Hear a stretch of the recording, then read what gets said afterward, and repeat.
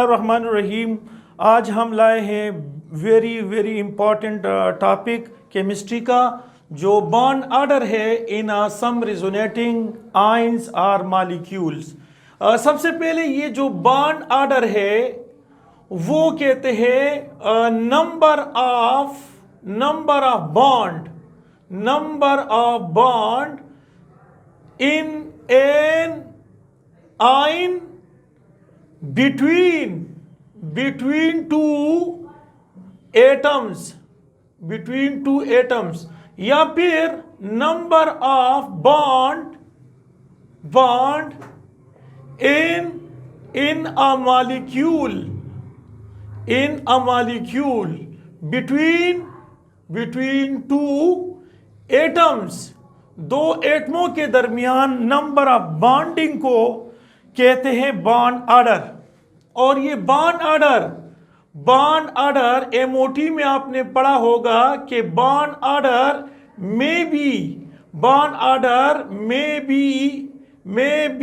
N fraction, ये bond order में भी in a fraction, bond order fraction में भी हो सकता है। तो आज हम आपके सामने एक्सप्लेन करते हैं फास्फेट को। तो ये जो आपके पास फास्फेट है PO4-3, ये फास्फेट आयन है, और इसमें आपके पास जो बॉन्ड ऑर्डर है उसको हम किस तरह से देखते हैं और बॉन्ड ऑर्डर क्या होगा। तो देखिए, सबसे पहले इसका स्ट्रक्चर जो है वो बनाते हैं। आपके पास है यहाँ पर डबल बॉन्ड है, यहाँ आपके पास है सिंगल बॉन्ड, एक सिंगल बॉन्ड यहाँ पर और एक यहाँ पर। ऑक्सीजन ने एक बॉन्ड बनाया तो यहाँ पर आपके पास -1 चार्ज है, और फास्फोरस मैक्सिमम जो है वो 5 बॉन्ड बना सकते हैं। तो 1 2 3 4 5।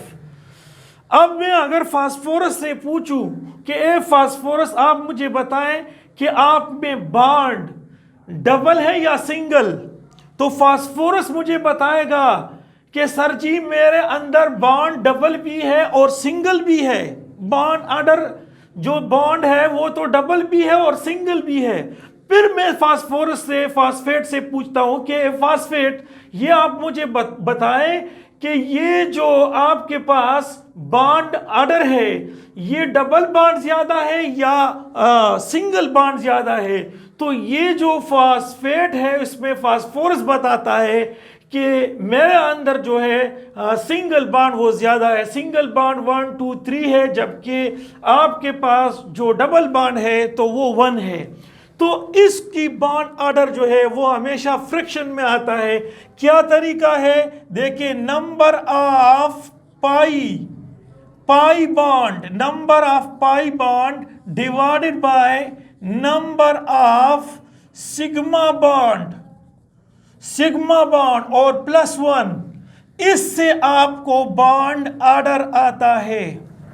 अब देखिए किस तरह से, नंबर ऑफ सिग्मा बॉन्ड, तो सिग्मा बॉन्ड ये नंबर ऑफ पाई बॉन्ड, जो पाई बॉन्ड इसमें 1 है और 1 जो है ये एक पाई बॉन्ड है। सिग्मा बॉन्ड आपके पास ये वाला सिग्मा 1, ये 2, ये 3 और ये 4 सिग्मा बॉन्ड है, और प्लस आपने करना है 1 इसके साथ।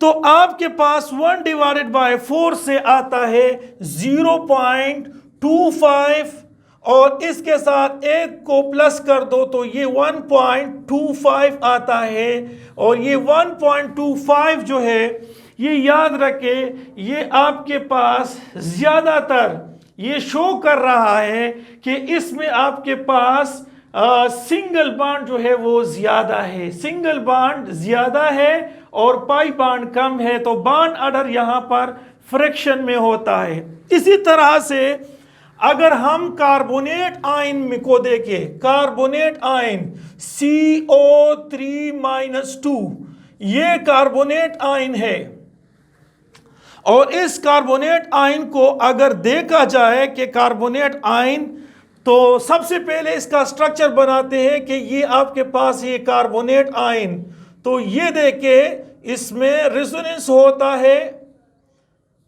रेजोनेंस अलग टॉपिक है, इंशाल्लाह बताऊंगा कि ये पाई इलेक्ट्रॉन अपनी जगह पे लोकलाइज नहीं है, पाई इलेक्ट्रॉन कभी इधर कभी उधर, तो ये एक जगह से दूसरे जगह डीलोकलाइज होते हैं। यहां पर ऑक्सीजन 1 बॉन्ड बनाते हैं तो कार्बोनेट पे -2, -1 तो -2 बनता है। अब देखिए, मैं इस कार्बोनेट से पूछता हूं कि यार आप मुझे बताएं कि बॉन्ड ऑर्डर आप में क्या है, तो ये कार्बन बनाता है कि सर जी मैं तो 2 सिंगल बॉन्ड बनाता हूं और 1 डबल बॉन्ड बनाता हूं, तो मुझ में पाई बॉन्ड 1 है और सिग्मा बॉन्ड जो है वो 3 है। तो फिर मैं बॉन्ड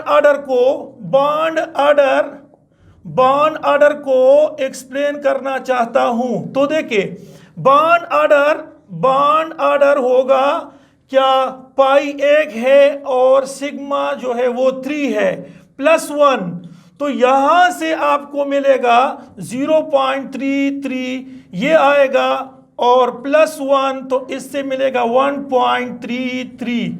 ये आपके पास बॉन्ड ऑर्डर है। और ये आपकी मैंने बता दिया कि बॉन्ड ऑर्डर में भी इन फ्रैक्शन, तो ये आपके पास बॉन्ड ऑर्डर फ्रैक्शन में भी हो सकता है।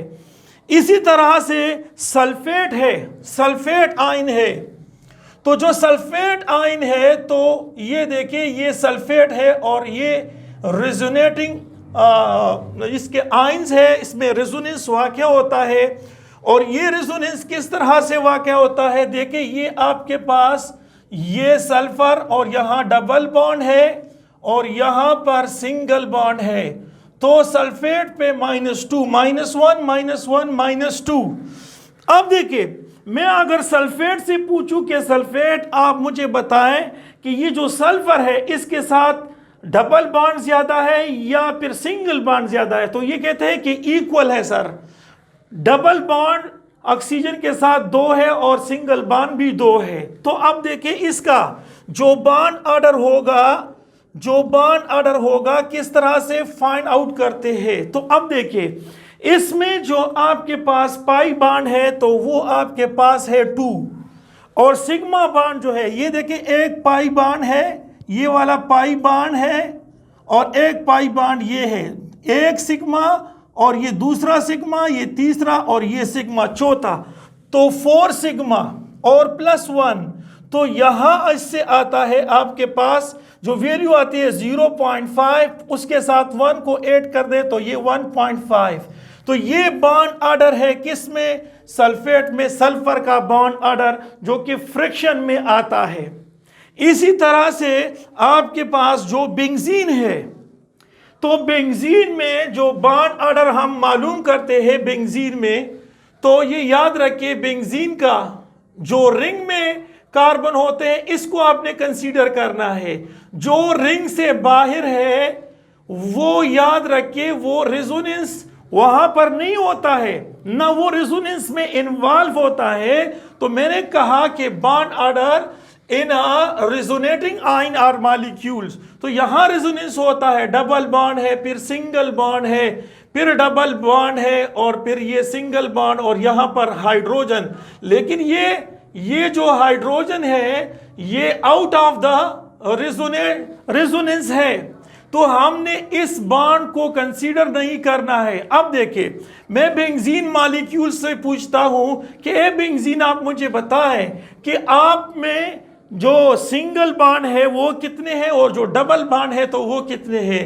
तो यहां ये बॉन्ड ऑर्डर हम मालूम करते हैं, तो कहते हैं कि मेरे अंदर 3 जो है वो पाई बॉन्ड है या पाई इलेक्ट्रॉन है, और सिग्मा बॉन्ड 1 2 3 4 5 6 है। जबकि हाइड्रोजन की जो बॉन्ड है ये काउंटिंग में हिस्सा नहीं लेते हैं, क्योंकि यहां रेजोनेंस होती नहीं है। रेजोनेंस तो कार्बन कार्बन के दरमियान होता है, तो यहां पर ये 6 है +1। तो ये जो बेंजीन का बॉन्ड ऑर्डर, तो बेंजीन का जो बॉन्ड ऑर्डर है, बॉन्ड ऑर्डर ऑफ बेंजीन, तो यहां 0.5 आता है और ये +1, तो बॉन्ड ऑर्डर इन बेंजीन, तो बेंजीन में जो बॉन्ड ऑर्डर है वो आपके पास 1.5 5 आता है। So this is the total story about the bond order in some resonating ion और मॉलिक्यूल्स। थैंक यू, खुदा हाफिज।